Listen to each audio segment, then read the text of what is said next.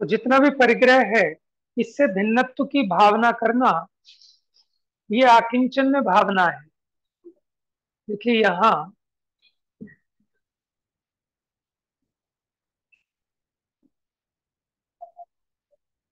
जिसे आकिंचन पना होता है, उसे परिग्रह में वांछा नहीं रह जाती।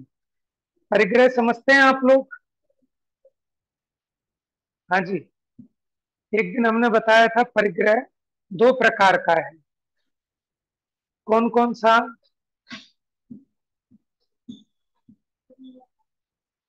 बताइए जी, परिग्रह दो प्रकार का कौन कौन सा है?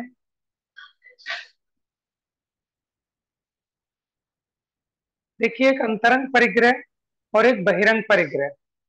अंतरंग परिग्रह क्या है? मिथ्यात्व, क्रोध, मान, माया, लोभ आदि, ये अंतरंग परिग्रह है। और बहिरंग परिग्रह घर, मकान, दुकान, पैसा, दास, दासी, वाहन, ये सब बहिरंग परिग्रह है। ठीक है। जो हमें कषाय होती है, ये भी परिग्रह है, ये अंतरंग परिग्रह है। तो हमें बहिरंग और अंतरंग दोनों प्रकार के परिग्रह को छोड़ना है। तो कहते हैं जिसे आकिंचन पना होता है, उसे परिग्रह में वांछा नहीं रहती। आत्म ध्यान में लीनता होती है। देह में और बाह्य वेश में अपनापना नहीं रह जाता, तथा अपना स्वरूप जो रत्नत्रय है, ये रत्नत्रय क्या है? सम्यक दर्शन, सम्यक ज्ञान, सम्यक चारित्र, ये अपना स्वभाव है। उसमें प्रवृत्ति होती है। इंद्रियों के विषयों में दौड़ता मन रुक जाता है। किसका? कि जिसको आकिंचन्य पना होता है, आकिंचन्य धर्म प्रकट होता है, अब उसका मन पांच इंद्रिय के विषयों में नहीं दौड़ता। देह से ममत्व छूट जाता है। सांसारिक देवों का सुख, इंद्र, अहम इंद्र, चक्रवर्ती का सुख भी दुख दिखता है। इनकी वांछा कैसे करेगा? परिग्रह, रत्न, स्वर्ण, राज्य, ऐश्वर्य, स्त्री पुत्र आदि को उसी प्रकार छोड़ देता है, जिस प्रकार ममता रहित होकर जीर्ण तृण माने सूखे तिनकों को छोड़ने में कोई विचार नहीं करता, उसी प्रकार आकिंचन्य तो परम वीतरागपना है। जिनका संसार का किनारा आ गया, उनको ही ये आकिंचन्य धर्म होता है। देखिए, आज विजयदशमी है। ठीक है। तो आज के दिन क्या हुआ था, ये भी थोड़ा याद आ गया, तो थोड़ा आपको बता दें। क्योंकि आज लोग बाग मस्त होंगे मेले ठेले में। तो विजयदशमी का ये जो त्योहार है, ये हमारे जैनियों का इससे कोई संबंध नहीं है। हाँ, इस दिन भरत चक्रवर्ती दिग्विजय के लिए है, उनकी दिग्विजय हुई थी। माने जो षटखंड पे विजय प्राप्त करने के लिए निकलते हैं, वो शायद यही दिन था। बाकी इस दिन राम ने रावण को मारा था, क्या ये बात ठीक है? विजयदशमी के दिन राम ने रावण को मारा, क्या आप इस बात से सहमत हैं?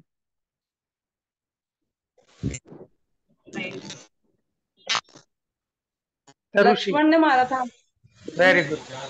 अभी हमने बताया था ना परसों शायद, कि जो रामायण का युद्ध था, ये एक्चुअल में राम और रावण का नहीं था, सीता भैया आदि लक्ष्मण निमित्त ने था। मारा था।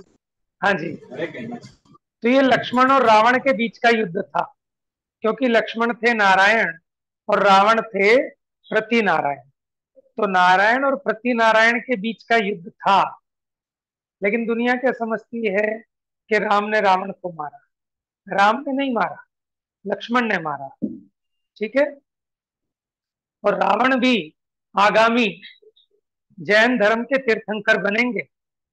और ये सीता का जीव और रावण का जीव, रावण तो तीर्थंकर बनेंगे, प्रथम सीता। गणधर बनी है। हाँ जी। सीता का जीव भैया। हाँ, सीता, सीता का जब जीव और रावण का जीव लक्ष्मण। हाँ, सीता और लक्ष्मण है ना, ये दोनों गणधर होंगे उनके। धातकी खंड के तीर्थंकर होंगे रावण। ढाई द्वीप है ना, अपना जम्बू द्वीप है। इसी प्रकार धातकी खंड द्वीप भी हैं दो, एक पूर्व धातकी खंड द्वीप और एक पश्चिम धातकी खंड द्वीप। वहां पे भी यहाँ के समान भरत आदि क्षेत्र हैं और उनमें भरत, ऐरावत और विदेह क्षेत्र में तीर्थंकर होते हैं। तो आगे आने वाले काल में रावण तीर्थंकर बनेंगे और सीता का जीव उनका गणधर बनेगा। देखो, यहाँ लोग अज्ञानता के कारण रावण का पुतला जलाते हैं, और आपको पता है सीता का जीव तीसरे नरक में रावण को, लक्ष्मण को संबोधन देने गया था, है ना, कि मेरे निमित्त से ये रावण नरक गया, तो वहां उसको संबोधन देने गया। और जब वो पहुंचा तो उसकी रोशनी को देखकर सारे नारकी भागने लगे। तो सीता का जीव, जो कि अभी अच्युत इंद्र है, अंतिम है ना, अच्युत स्वर्ग, 16वां स्वर्ग, वहां सीता का जीव आर्य का व्रत धारण करके समता पूर्वक देह को छोड़कर 16वें स्वर्ग का देव बना। और जब उसे अवधि ज्ञान से याद आया तो वो उन्हें संबोधन देने का भाव आया, और संबोधन देने के लिए नरक में गया लक्ष्मण को। तो वहां रावण भी मिला और उन्होंने कहा, अब कहाँ भागता है, भागना है तो अपने उन खोटे परिणामों से भाग कि जिसके कारण तू आज नरक में आके पड़ा है। और कहते हैं कि वहां नरक को उस संबोधन से, उस उपदेश से, ठीक है, अपने हित का भान हुआ और उसने अपना हित किया है। ठीक है, यानी उसने सम्यक्त्वादि को प्राप्त किया। अब किया है कि नहीं किया है, ये तथ्यात्मक बात खोजनी पड़ेगी ग्रंथ में एक बार। अभी थोड़ी ना बांध ली है, ठीक है। तो वहां उसको संबोधन दिया। देखो, ये नारायण और प्रति नारायण पद जो मिलते हैं, ये नियम से जो सम्यक दृष्टि होते हैं उन्हीं को मिलते हैं, लेकिन छूट छूट जाता है सम्यक दर्शन। इसलिए मरकर ये नियम से नारायण और प्रति नारायण नरक में जाते हैं। ठीक है, तो नरक में जाके वहां संबोधन दिया सीता ने। अब सीता ने तो संबोधन दिया, लेकिन हम सीता के नाम पर रावण से आज भी कषाय कर रहे हैं, हिंसा कर रहे हैं। और आपने कांटे के पुतले वाली कथा सुनी होगी, जैन धर्म की कहानियों में, आटे का मुर्गा, उसने आटे का मुर्गा बना के बलि दी थी, और उसका भी वैसे ही पाप लगा जैसे सच्ची का मुर्गा मारने में लगता है। तो उस प्रकार जो रावण का पुतला जलाते हैं, उनको बराबर वैसा पाप का फल लगता है जैसा सच में रावण को मारने का। तो इसलिए हमें इसकी अनुमोदना भी नहीं करनी चाहिए, इस प्रकार जलता हुआ रावण आदि देखना भी नहीं चाहिए। बच्चों को भी समझाना चाहिए, क्योंकि महापाप होता है कि हम तो वर्तमान में 3 काल के जितने सिद्ध होंगे उन सबको नमस्कार करते हैं, 3 काल के तीर्थंकरों की पूजा करते हैं, लेकिन वो आगामी काल में तीर्थंकर होंगे और उनका आज पुतला जला रहे हैं, है ना। तो इस बात का भी ध्यान रखना चाहिए, प्रसंग पाके बात की, ठीक है। लेकिन अन्य नाना प्रकार के धर्मों वाले अपनी अलग अलग मान्यताओं से ये दशहरे का पर्व मनाते हैं, लेकिन जैन धर्म से इसका कोई संबंध नहीं। आवाज आ रही है आप लोगों को?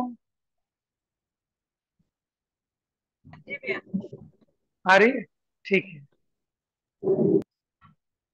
हम्म, चलिए पढ़िए, आज कौन पढ़ेगा आगे? हम्म, जिनके आकिंचन पना होता है, यहां से पढ़ना है। जिनके आकिंचन पना होता है, उनके हम्म, परमार्थ जो शुद्ध आत्मा, उसका विचार करने की शक्ति प्रकट होती ही है। पंच हम्म, परमेष्टि में भक्ति होती ही है। दुष्ट विकल्पों का नाश होता ही है। इष्ट अनिष्ट भोजन में राग द्वेष नष्ट हो ही जाता है। केवल पेट रूप खाड़े को भरना है, अन्य रस नीरस भोजन का विचार चला जाता है। देखिए, कहते हैं कि जिसके आकिंचन पना होता है, जो ऐसी भावना भाता है कि मैं पर द्रव्य का कुछ भी कर नहीं सकता, भोग नहीं सकता, अब उसके सहज में पंच परमेष्ठी में भक्ति होती ही है, आत्मा का विचार करने की उसको शक्ति प्रकट होती ही है। इष्ट अनिष्ट में राग द्वेष नष्ट हो जाता है। मुनिराज भोजन आदि जो करते हैं, वो भी सिर्फ पेट रूपी गड्ढे को भरने के लिए, ठीक है, उन्हें स्वाद से कोई मतलब नहीं है। पढ़िए आगे। समस्त धर्मों में प्रधान धर्म आकिंचन्य ही मोक्ष का निकट समागम कराने वाला है। अनादिकाल से जितने सिद्ध हुए हैं वे आकिंचन्य धर्म से ही हुए हैं, तथा आगे जो भी तीर्थंकर आदि सिद्ध होंगे वे आकिंचन्य धर्म से ही होंगे। यद्यपि आकिंचन्य धर्म प्रधान रूप से साधुओं के ही होता है, तथापि देखिए, ये जो आकिंचन्य धर्म है, मुख्यपने तो मुनिराज के होता है, लेकिन गृहस्थ भी, ठीक है, उस धर्म को ग्रहण करने की इच्छा रखता है। जो ग्रहाचार में मंद रागी होकर, माने जिसकी कषाय थोड़ी कम होती है, तो वो घर में रहते हुए भी विरक्त होता है। और जब विरक्त होता है तो परिग्रह तो रखता है, लेकिन उसका कुछ प्रमाण निश्चित रखता है। ठीक है, जैसे क्या क्या प्रमाण, कि मैं कितने कपड़े रखूंगा, कितने बर्तन रखूंगा, कितनी ज्वेलरी, कितनी साड़ी, है ना, इन सबका प्रमाण निश्चित करता है कि अपनी आवश्यकता से अधिक जो परिग्रह है उसका त्याग करता है। ठीक है, पूरा परिग्रह तो नहीं छोड़ पाता गृहस्थी, लेकिन भावना उसकी वैसी ही है। तो जब तक अपना राग नहीं घटा, तो जो भी परिग्रह रखता है उसकी मर्यादा करता है, उसकी लिमिट रखता है। तो इससे क्या होता है कि अनंत पापों से बच जाता है। ठीक है, अभी आप एक बात बताइए, अभी आप कितने फल खाते हैं? कितने फलों के नाम गिन सकते हैं आप बताओ, मैक्सिमम? 20। 20? चलो हम मान लेते हैं, चलो 50 गिन लोगे ज्यादा से ज्यादा। लेकिन अभी अनंतों प्रकार की वनस्पतियां होती हैं, है ना। हम खाते तो नहीं है, खाते तो गिनती की 10-5 है, लेकिन सबको खाने का पाप चालू है। तो हमें क्या करना चाहिए? बुद्धि पूर्वक जो हमें अपने खाने में प्रयोग में आनी है आजीवन, ऐसी गिनती की आपको मैक्सिमम 20-30 मिलेंगी, फल सब्जियां सब मिला के। ठीक है, और कुछ औषधि के रूप में छूट रख लो कि आप वैसे नहीं खाते, लेकिन आपको देसी दवा के रूप में कई बार कोई पत्ते, ठीक है ना, किसी वृक्ष की छाल, टहनी इत्यादि का प्रयोग करना पड़ता है। तो औषधि की छूट रखकर बाकी अपनी प्रमाण मर्यादा को रखकर बाकी समस्त प्रकार की वनस्पति का त्याग करना ही चाहिए। उससे क्या होगा कि उस संबंधी जो अविरति का पाप चलता है, हम उससे बच जाएंगे। देखो, अंडा कोई खाता नहीं, मांस कोई खाता नहीं, मदिरा कोई पीता नहीं, लेकिन फिर भी हमने उसका त्याग नहीं किया, तो फिर भी उससे होने वाला पाप बंद चालू रहता है।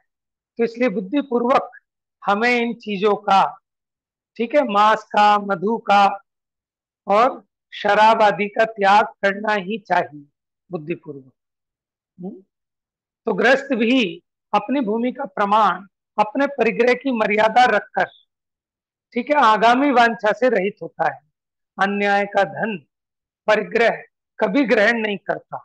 अल्प परिग्रह में अति संतोषी होकर रहता है, कि थोड़े परिग्रह में संतुष्ट रहता है, और संतोषी सदा सुखी। और किसी के पास बहुत परिग्रह भी हो, लेकिन संतोष ना हो, इच्छाएं बहुत हो, तो वो बहुत दुखी है। तो परिग्रह को दुख का देने वाला तथा अत्यंत अस्थिर मानता है, उसके ही आकिंचन्य भावना होती है। इस प्रकार आकिंचन्य धर्म का वर्णन किया। लेकिन इसकी पूजा की एक जयमाला भी है, वो भी हम देखते हैं अभी। ठीक है, वो भी बहुत अच्छी है।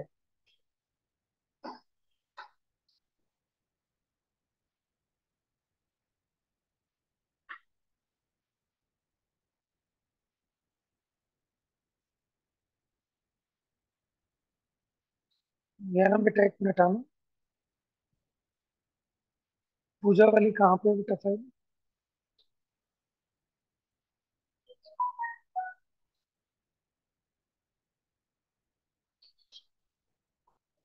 ये तो बंद करनी है स्क्रीन।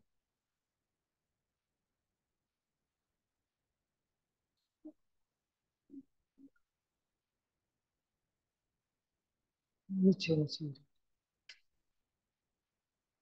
ठीक है, उसमें जाके शेयर हो जाएगी।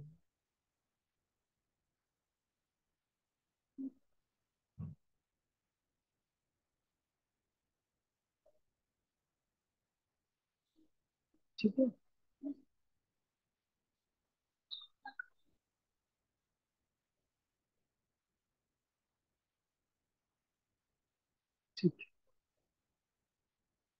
दिख रही है आप लोगों को? स्क्रीन शेयर हो गई ना? हाँ, हो गई। चलिए।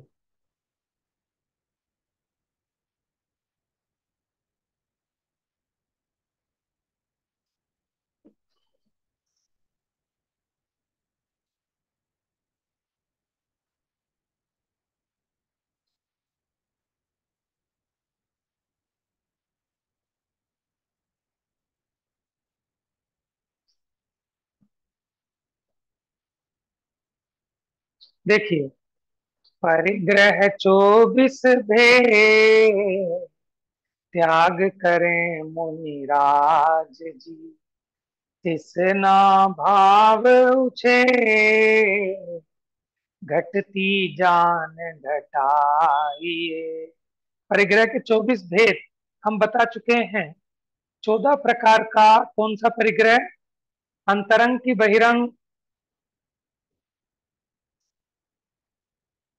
बताइए जल्दी जल्दी। 24 प्रकार के परिग्रह में 14 अंतरंग, जो आपको दिख सकता है दूसरे को नहीं दिखता। मिथ्यात्व, क्रोध, मान, माया, लोभ, हास्य, रति, अरति, शोक, भय, जुगुप्सा, स्त्री वेद, पुरुष वेद, नपुंसक वेद। यानी एक मिथ्यात्व, 4 कषाएं और 9 9 कषाएं। तो 1 और 4 5 और 9 14। ऐसे याद रह सकता है ना? एक मिथ्यात्व, 4 कषाएं और 9 9 कषाएं। तो ये 14 प्रकार का अंतरंग परिग्रह जो आत्मा में उत्पन्न हुआ। दूसरा, 10 प्रकार का बहिरंग परिग्रह। क्षेत्र वास्तु, क्षेत्र माने जमीन, वास्तु माने मकान, सोना चांदी, धन धान्य। धन माने हो गया पशुधन, पहले नोट तो चलते नहीं थे, ठीक है। धन माने पशुधन, धान्य माने अनाज आदि, दास दासी, कपड़ा बर्तन। ये 10 प्रकार का बहिरंग परिग्रह। तो ये 24 के 24 जो भेद हैं परिग्रह के, इनका त्याग किसने किया? मुनिराज जी ने किया। तृष्णा भाव उच्छेद, तृष्णा माने तृष्णा रूपी भाव को उच्छेद, दूर कर दिया। और घटती जान घटाई, कि आप पूरा नहीं छोड़ सकते, लेकिन जितना घटा सकते हो। किसको? तृष्णा को। ये जो तृष्णा का भाव है, इच्छा रूपी भाव है, इसे जितना घटा सकते हो उतना घटाइए। उत्तम आकिंचन गुण जानो, परिग्रह चिंता दुख ही मानो, फांस तनक सी तन में साले, चाह लंगोटी की दुख भाले। क्या कहते हैं कि उत्तम आकिंचन ने ये बहुत बड़ा गुण है। क्यों? कि परिग्रह की चिंता तो दुख ही दुख है। यानी जो भी आपके पास परिग्रह होता है, आपको नियम से उसकी चिंता हुए बिना नहीं रहती। आप कुछ नहीं करते, सिर्फ परिग्रह की चिंता करते हैं, उसके संरक्षण की चिंता करते हैं। तो छीन ना ले, ये टूट ना जाए, ये खो ना जाए, संभालते फिरते हैं ना। जैसे फांस तनकसी तन में साली, अगर बहुत बारीक हल्का सा तिनका भी कहीं चुभ जाए, है ना, हल्की सी फांस, तो वो भी क्या करती है? बहुत परेशान करती है। उसी प्रकार अगर कुछ नहीं, कोई परिग्रह नहीं चाहिए, सिर्फ एक लंगोटी का भी जो परिग्रह है, वो भी दुखी कर देता है। आपने कहानी सुनी होगी कि एक साधु थे, उनके पास एक लंगोटी थी। अब एक क्या थी, दो थी। एक दिन एक धुलती थी, दूसरी पहनते थे। तो वो क्या सुखा देते थे। अब सुखा देते थे तो वो नीचे लटकती थी, चूहे उस पर चढ़ के उसको काट देते थे। अब उन्होंने क्या कहा कि चूहे को भगाने के लिए बिल्ली पाली। अब बिल्ली को दूध चाहिए, तो गाय पाल ली। अब गाय को चारा वारा भी चाहिए, अनाज भी चाहिए। तो उसने कहा कि चलो थोड़े खेती वेती भी कर लें। अब खेती वेती करेंगे तो गाय का, बिल्ली का, इन सबका कौन ध्यान रखेगा? तो फिर शादी भी कर ली। शादी भी कर ली तो बच्चे बच्चे भी हो गए। तो पूरा फिर जंजाल में फंस गए। किस चक्कर में? एक लंगोटी के चक्कर में। तब उन्हें बाद में अकल आई, इससे तो वो लंगोटी भी छोड़ देता तो कलेश खत्म था।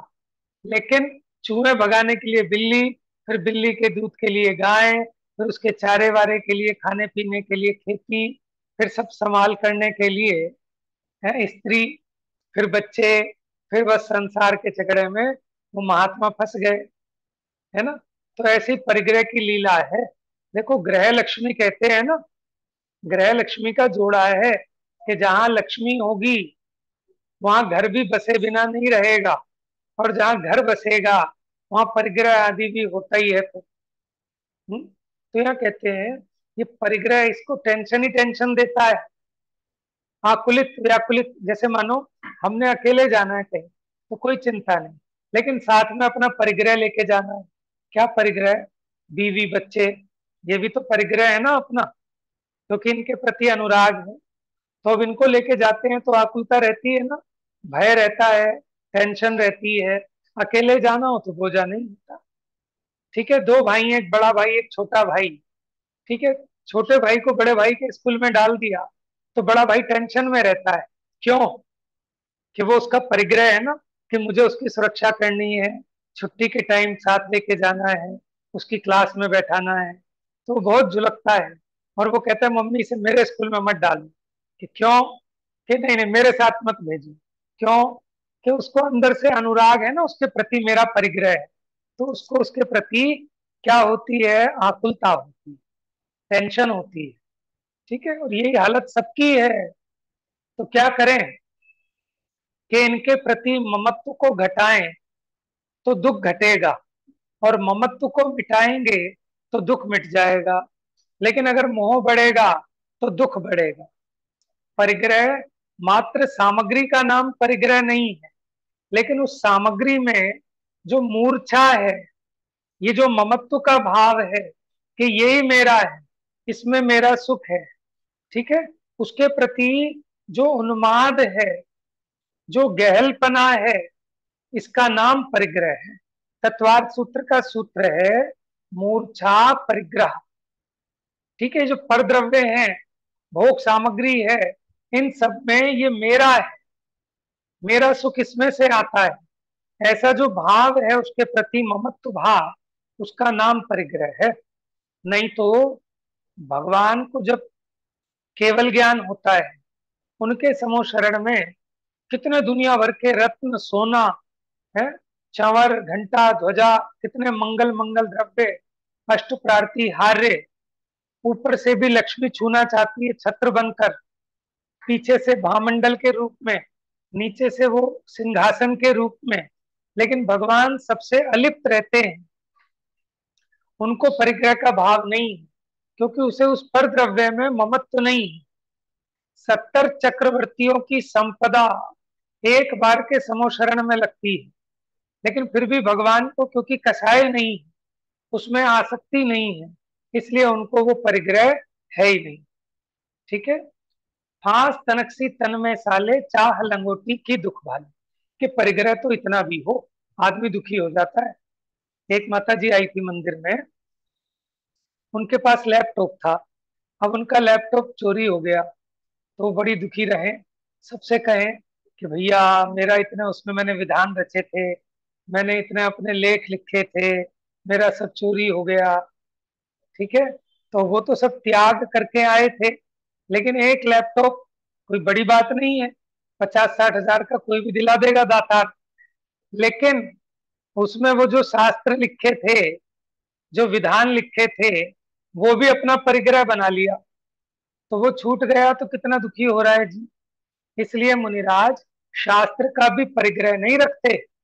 समझ में आया ना, कि ये मेरी रचना है, ये भी बहुत भारी परिग्रह है, कि मैंने पूजा लिखी है, तो इसका भी जीव को बड़ा परिग्रह है। अब वो खो गई, लैपटॉप में से डिलीट हो गई, तो ये जीव दुखी होता है। ये सब परिग्रह है। मेरा इतना नाम है, मेरा यश है, मेरी ख्याति है, मेरी प्रतिष्ठा है, ये भी परिग्रह है और कुछ नहीं है। ठीक है, और कुछ नहीं है। ये जीव इसके कारण आकुलता का ही भोग करता है ना। पुराने लोग कहते हैं ना गाय ना बछिया और नींद आवे अच्छिया, ना गाय ना बच्ची नींद आवे अच्छी। और जिस पे परिग्रह ही परिग्रह है उसे नींद कैसे आ सकती है? जो व्यापारी रात को ट्रेन में सफर कर रहा है जनरल डब्बे में, और उसके पास 10 लाख रुपए का कैश है, क्योंकि पेमेंट देने जाना है उसे दूसरी स्टेट में। अब जिसके पास इतना परिग्रह है, क्या उसको रात को नींद आएगी डिब्बे में? नहीं आ सकती ना। क्यों? कि उसको आकुलता है कि कहीं ये चोरी ना हो जाए। हम्म। उसी प्रकार ये जो बड़े बड़े सेठ है ना, इनको नींद नहीं आती रात को। क्यों नहीं आती? और जिनके पास कुछ नहीं है, वो रिक्शे वाला देखो कहाँ फुटपाथ पे कैसे पड़ा सोता है? और हम और आप, बढ़िया मच्छरदानी भी मिल जाए, एसी भी मिल जाए, तो भी नींद नहीं आती। क्यों? ये सबका सब परिग्रह की चिंता है। चलिए। भाले न समता सुख कभी न, बिना मुनि मुद्रा धरे, धनि नगन पर तन नगन ठाणे, सुर असुर पायन पड़े। क्या कह रहे हैं? भाले न समता सुख कभी न। भाले माने क्या होता है? देखे, जाने, अनुभव करे। क्या? ये जीव को सुख नहीं मिलता। कब तक? ये समता रूपी सुख इस मनुष्य को प्राप्त नहीं होता। कब तक? बिना मुनि मुद्रा धरे, बिना मुनि बने ये जीव समता रस का पान नहीं कर पाता। जैसा प्रचुर स्वसंवेदन मुनिराजों को होता है, वैसा ग्रस्त दशा में नहीं हो सकता। धनी नगन पर तन नगन ठाड़े। देखो, नगन के दो अर्थ हैं। एक तो नग्न माने वस्त्रों से रहित, और एक नग माने होता है पहाड़। नग माने क्या होता है?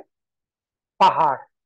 तो नगों पर यानी पहाड़ पर शरीर से नग्न खड़े हैं, और फिर भी सुर असुर उनके पैरों को चरण स्पर्श करते हैं। चलो, सुर तो समझ में आ गया। सुर माने क्या? सुर माने क्या होता है? देव। और असुर माने? गंदे देव। है? क्या बताया? राक्षस। हाँ, असुर माने राक्षस। क्योंकि हमने टीवी पे वो देखा है ना, महाभारत देखी है, विष्णु पुराण देखा है, शिव पुराण देखा है, तो वहां असुर ऐसे दिखाते हैं, राक्षस। लेकिन आपको बताया था कि 4 प्रकार के देव होते हैं, उसमें एक भवनवासी देव है। भवनवासी देवों का एक भेद है असुर कुमार। कौन से? असुर कुमार। वो 16 साल के नव युवक जैसे जवान होते हैं, बहुत सुंदर होते हैं। ठीक है? ऐसे नहीं कि उनके सींग हैं, दांत बाहर निकले हैं, केश बिखरे हुए हैं, ऐसा नहीं। सर्वांग सुंदर वो असुर कुमार जाति के देव हैं। और जहां हम और आप रहते हैं ना, इसके बहुत नीचे पाताल लोक में उनके रहने के बहुत बढ़िया मनोरम रमणीक भवन है। ठीक है? जो नरक प्रारंभ होते हैं, हमारे नीचे जो पृथ्वी जैसे है पद्मावती।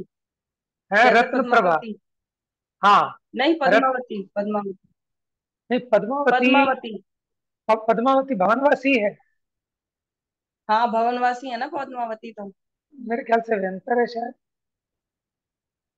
वो है भवनवासी ना, बताया था वैसे तो। धर्मेंद्र और पद्मावती। चलो, मैं ढूंढ के बताऊंगा। मेरे ख्याल से शायद ठीक ये, है। हाँ। हाँ, रतनकरण भैया श्रावकाचार्य में तो शायद भवनवासी कहा है ना? भवनवासी बोल बताते हैं। हाँ, सचिन भैया, कुछ बता रहे हो भैया? ये असुर कुमार जाति के देव जो होते हैं, ये नारकियों को आपस में लड़वाने का काम भी करते हैं ना। हाँ, इन्हीं में एक अम्ब और अम्बरीश नाम के देव होते हैं। उनका ऐसे ही मनोभाव होता है कि तीसरे नरक तक जाते हैं और आपस में नारकियों को भिड़ाते हैं। ठीक है? पुराना पुराना याद इनके दिलाकर। विमान इनके हम्म। विमान वो राहु और केतु केतु। बोल। क्या उनका बताया? विमान जो होता है वो राहु और केतु होता है। नहीं जी, नहीं। विमान। नहीं, नहीं, नहीं। वो आप ना विष्णु पुराण में दिखाते हैं वो। हमारे यहाँ ऐसा नहीं है। ये तो ज्योतिषी देव हैं। ज्योतिषी देवों के विमान है सूर्य, चंद्र, राहु, केतु। ये सब उनके विमान है। तो सूर्य के नीचे किसका, राहु का आता है कि केतु का विमान आता है? दोनों का ही आता है, एक एक नहीं, नहीं। करके। चंद्रमा के नीचे केतु का ऐसा कुछ है, और सूर्य के नीचे अच्छा, राहु का। राहु के तो नीचे वो सूरज का है। नहीं, सूरज तो के सूर्य नीचे के राहु का। नीचे, सूर्य के, जब सूर्य हाँ। गति करता है ना सुमेरु के चारों तरफ परिक्रमा करता है, उसी के नीचे राहु का विमान आ जाता है। तो राहु का विमान नीचे आ जाने से सूर्य का प्रकाश आ नहीं पाता, तो हम उसको कहते हैं ग्रहण हो गया। ऐसे ही चंद्रमा का है, ठीक है, उस विमान के नीचे दूसरा विमान आ गया। जैसे आपका जो बल्ब तो जल रहा ग्रहण है। में इतनी भ्रांतियां होती है कि ये मत खाओ, तो ऐसा कुछ होता है सच में कि हाँ, ग्रहण में कुछ? ऐसा होता है, बिल्कुल होता है। उसका रीजन साइंटिफिक है, क्योंकि जब सूर्य का प्रकाश नहीं होता, ठीक है, उस समय जीवों की उत्पत्ति विशेष होती है। हमारे वायुमंडल में, वातावरण में अनेक प्रकार के जीव उत्पन्न हो जाते हैं। देखो जो पद्मावती है ना, वो यक्षिणी है, और धर्मेंद्र का और देखो, पद्मावती यक्षिणी है। तो जो यक्ष जाति के देव है ना, वो व्यंतरों का भेद है। व्यंतर के भेद अगर आप पढ़ें, किन्नर, किम पुरुष, महोरक, यक्ष, राक्षस, भूत, पिशाचा। हाँ जी बिल्कुल, तत्वार सूत्र में चौथे अध्याय में है, किन्नर, किम पुरुष, महोरक, गंधर्व, यक्ष, राक्षस, भूत, पिशाचा। ये सबके सब व्यंतर देवों के भेद हैं। तो पद्मावती व्यंतर देवी है, ठीक है, वो भवनवासी नहीं है।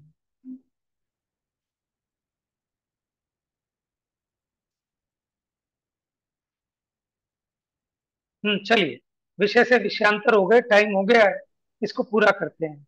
धनी नगन। हाँ जी बोलिए, क्या पूछ रहे हैं कुछ? धन्य है वो मुनिराज, नगों पर खड़े होकर, यानी पर्वतों पर खड़े होकर। कैसे नगन थन, कितनी भयंकर धूप, यहीं पर इतनी धूप लगती है, और अगर शिखर जी के पहाड़ पर चढ़ जाएं तो कितनी धूप लगेगी, वो भी नंगे बदन। लेकिन फिर भी सुर असुर, माने सुर और असुर जाति के देव, माने सभी प्रकार के देव उनके चरणों में नतमस्तक होते हैं। घर माही तिसना जो घटावे, रुचि नहीं संसार सो, बहुधन बुराऊ भला कहिए, लीन पर उपगार सो। अब हम क्या करें कि घर में ही रहकर थोड़ी थोड़ी तृष्णा को घटाओ। अभी सारी तृष्णा तो नहीं तोड़ पाते। कौन? धर्मेंद्र भवनवासी हैं, और पद्मावती व्यंतर है, ठीक है, याद रखना। तो घर में रहकर हमें अपनी तृष्णा को थोड़ा थोड़ा घटाना चाहिए, और रुचि नहीं संसार से, जिसको संसार के इंद्रियों के विषयों की रुचि नहीं है। बहुधन बुरा हूं, तो ये बहुत धन बुरा है, क्योंकि नरक में ले जाएगा। लेकिन फिर भी भला कहा जाता है कब, कि जब हम इस धन को परोपकार में लगाएं, ठीक है, दूसरों के उपकार में लगाएं, तो ये धन भी भला कहा जाता है, और पुण्य का निमित्त होता है। नहीं तो फिर इससे पाप ही पाप बांधता है। इसलिए अपने भोगों में नहीं लगाना सारा धन, कुछ धन परोपकार में भी लगाना, अच्छे कार्यों में भी लगाना, ठीक है। और जो दान देने की भावना है, उस भावना से पुण्य बनता है, और ये पैसा आदि तो पुण्य के उदय से आता है। मुझे बहुत लोग ऐसे मिलते हैं जो कहते, भैया जब से हम जो है मंदिर आना हमने स्टार्ट किया, हमारे दिन पलट गए, ठीक है। तो ये कोई असत्य बात नहीं है, वो बात अलग है कि हमारा प्रयोजन खाली पैसा नहीं है, हमारा प्रयोजन सुखी होना है, और सुखी होने का संबंध पैसे से नहीं है। लेकिन फिर भी जिसको पैसा चाहिए, उसको तो कम से कम रोज मंदिर जाना चाहिए, भगवान की स्तुति भक्ति पूजा करनी चाहिए। माने 12 घंटे दुकान पे लगाते हो, कम से कम ईमानदारी के 12 मिनट मंदिर में तो लगाने चाहिए। हम्म। तो ऐसे बहुत लोग हैं जो कहते हैं, सच में जब से भगवान की पूजा स्टार्ट की, तो हमारी दरिद्रता मिट गई, हमारी गरीबी मिट गई, और कदाचित किसी की नहीं मिटी हो। तो ये समझना चाहिए कि पुराना पाप बहुत तीव्र है, ठीक है। तो इसलिए बहुत धन बुरा है, लेकिन फिर भी वो भला कहलाता है कब, कि जब उसको दान आदि में लगाया जाता है। तो अपने धन का सदुपयोग करना चाहिए, नहीं तो सारा का सारा भोगों में लगाकर कहाँ चले जाएंगे, नरक में। पैसा तो यहीं छोड़ जाएंगे कमा कमा के,